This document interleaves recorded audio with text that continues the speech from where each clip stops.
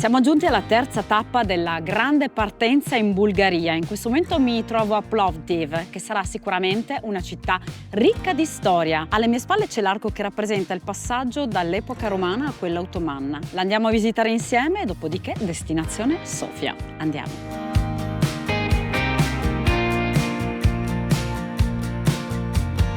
Ciao, sono Alessandra Fior, adoro lo sport ed amo viaggiare, meglio ancora se in bicicletta. Con Giro Express scopriremo le bellezze del bel paese e le eccellenze del Made in Italy, seguendo le tappe del Giro d'Italia. Seguitemi.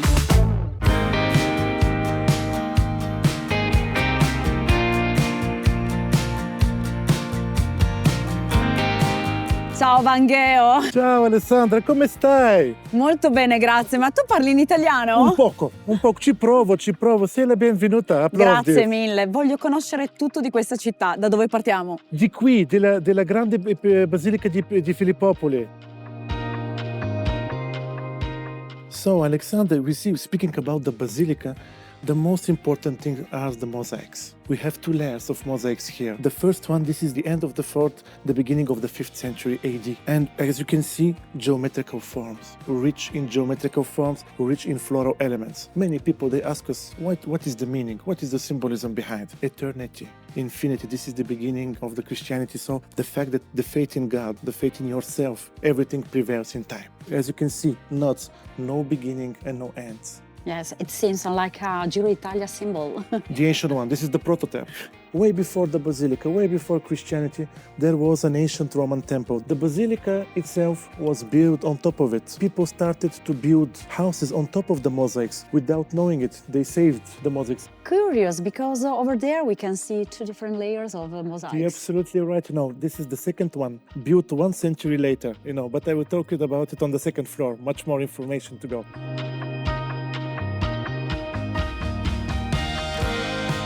Wow, so beautiful. Oh yes, I told you. And I've noticed that there are different species of birds. Yes, the second layer is famous for the birds. We have maybe 20 species here of birds different, but you know what is interesting? Every single bird, it's the same in diagonal. It represents the human soul, it represents the human spirits. And those squares are actually the different moments in our lifetime. We can be single, we can be together, we can be in success, we can be imprisoned. The genius is that we have this liberty, we have this freedom of interpretation. Every single visitor sees those birds differently. There are no rules.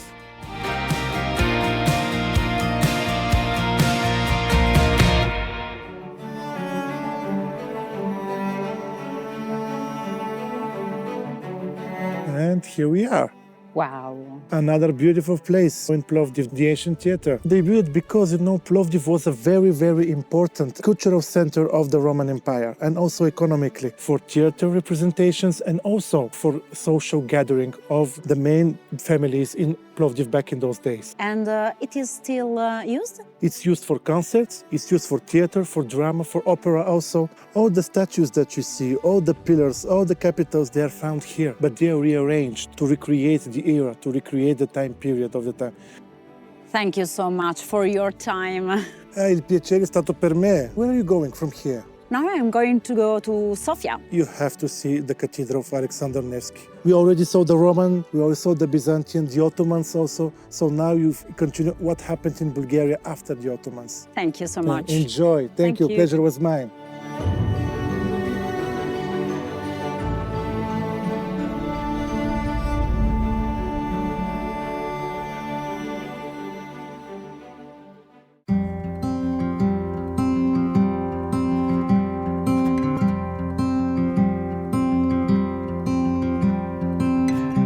Ciao Roberto! Ciao Alessandra, benvenuta. Grazie. Lungo il percorso mi sono imbattuta in questi bellissimi fruttetti a perdita d'occhio. Vieni che ti racconto. Volentieri. Senti Roberto, ma queste sono ciliegi?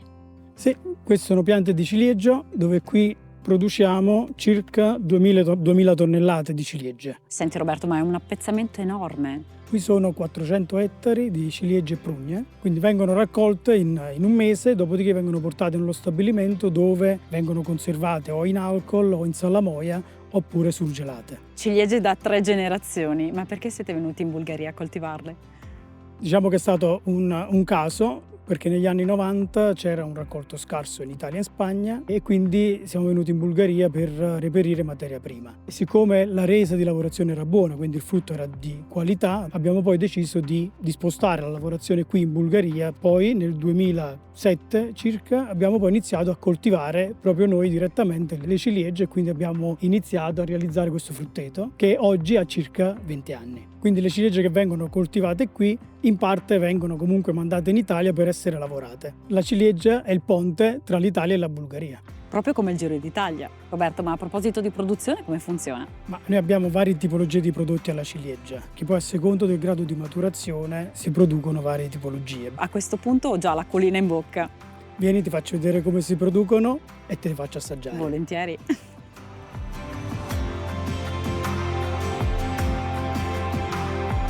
Questa qui è la fase di cernita e confezionamento, dove le ciliegie che sono state candite, vengono svuotate sul nastro. Qui viene fatta un'ulteriore fase, un ulteriore controllo qualità prima di essere confezionate. Vedendo tutte queste ciliegie a me è venuta un po' di fame. Si possono assaggiare? Naturalmente.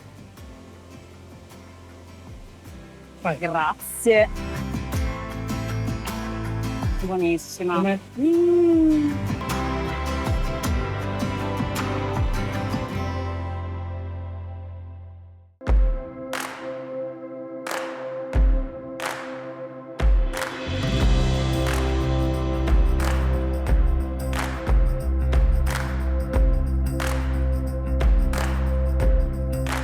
Ciao Elisa! Ciao Ale, come stai? Molto bene, grazie. Benvenuta Sofia. Piacere di conoscerti. Ma in questo momento dove ci troviamo? Siamo davanti alla cattedrale Aleksandr Nevsky. Questo è il monumento più importante di Sofia. È la cattedrale più grande in Bulgaria e anche nella penisola balcanica. Come mai per la Bulgaria è importante? Perché praticamente noi ci siamo liberati dall'impero ottomano grazie a una guerra e siccome l'impero russo ci ha aiutato abbiamo chiamato la chiesa al santo protettore del re russo, Aleksandr Nevsky.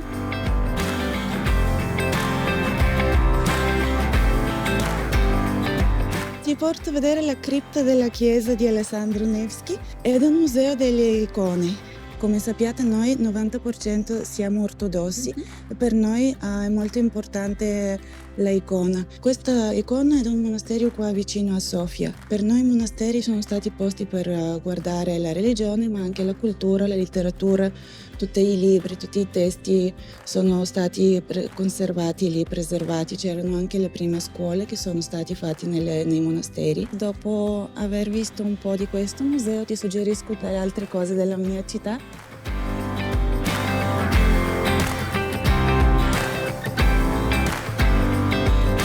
Ecco, questi sono i resti dell'antica città di Serdica e si possono godere gratis. Questi sono i resti di una chiesa molto bella e ben preservati perché la città di Serdica è stata un centro religioso molto importante soprattutto nel secolo 3-4. Mi ricordano i famosi affreschi di Pompei. Questa città era molto importante nei suoi tempi. Un museo a cielo aperto. Esatto, sì, sì.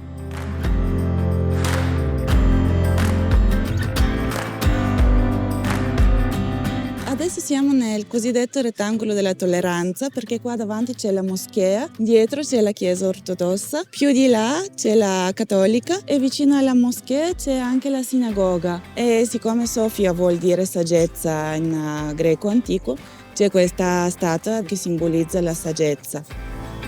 Allora siamo qua vicino al tram storico dove c'è il punto turistico di Sofia.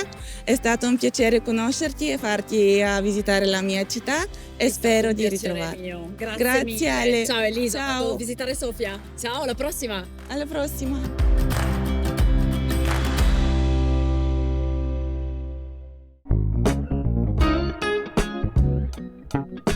E là, ciao Michele. Oi, ciao Alessandra. Ciao, come Benvenuta stai? Sofia. Grazie mille. Io molto bene, tu? Ciao. Mua. Che piacere. Prego, Grazie. vieni. Senti Michele, raccontami cosa ci fai in Bulgaria. Io lavoro come personal chef e do lezioni di cucina. C'è questo mito, no, che la cucina italiana sia solo pasta e pizza, e invece io spingo molto sulle ricette regionali. In giro per la Bulgaria c'è molto amore per l'Italia in generale. È ancora un forte sinonimo di qualità qua. Ogni volta che io mi presento come italiano è come se mi dessero una marcia in più, lo dico sempre, mi sento quasi un emigrato di serie A qui. Io proprio ho sempre cercato questa come missione di trovare tutto quello che accomuna le due culture per il cibo, che è il mio lavoro. E nel frattempo è arrivato un tocco veneto. Salute. Cin. Ma senti, cosa mi consigli di mangiare tipico bulgaro? Beh, allora qui si mangia molta carne, vanno molto questi kyuftenseta, sono delle specie di polpette. Ed ecco il nostro super assaggio. Allora non ci resta che assaggiare questi splendidi piatti e fare un brindisi alla fusione Sai Italia-Bulgaria. come si dice salute? No, non lo so, insegnamelo. Na zdrave. Na zdrave. Na zdrave, salute.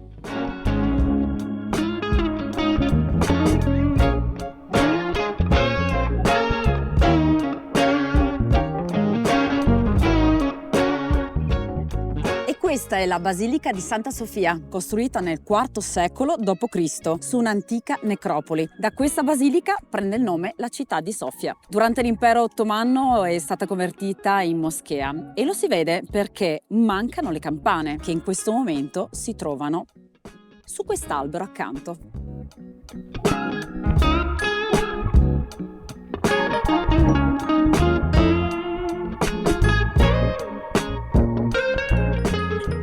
Ciao Leo! Ciao Alessandra, Ciao. benvenuta prima di tutto. Grazie. Esco fuori e ti faccio assaggiare qualcosa di veramente buono. Ci sto, volentieri.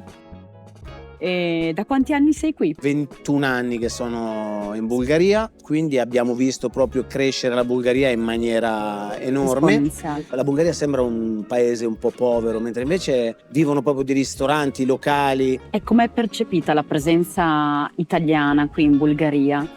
Allora, gli italiani sono visti benissimo. Logicamente gli italiani che sono qua è gente... Ah, guarda, questa è la nostra... Che benvenuto! Il nostro cavallo di... Grazie! Il nostro cavallo di battaglia, la margherita, e 2 olive alla scolana, viste che sono marchigiano. E tu qui in Bulgaria proponi una cucina quindi italiana. Il bulgaro è innamorato della cultura italiana. Abbiamo la fortuna che riusciamo a trovare tantissimi prodotti italiani, tant'è che io come ambasciatore, ecco, mi definisco un ambasciatore della cucina italiana in Bulgaria, riesco a avere nel mio menù dall'anduia calabrese alla vongola del mare Adriatico, quindi riesco poi a riunire tutti questi prodotti con dei piatti tipici nostri italiani, classici. Grazie infinite di questa piacevolissima chiacchierata, Leo. Che dire, noi domani torniamo in Italia, quindi viva la Bulgaria!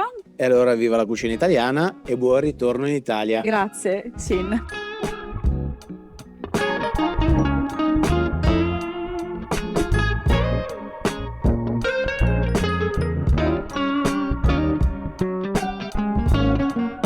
Sofia, terza e ultima tappa di questa grande partenza del Giro d'Italia in Bulgaria. Per me la prima volta. Abbiamo scoperto la sua storia, la sua cultura e le sue tradizioni culinarie. Per me sarà solo un arrivederci e voi avete voglia di visitarla? E adesso non ci resta che salutarla. Ciao Bulgaria, ci vediamo in Italia, ripartiamo per la nostra avventura.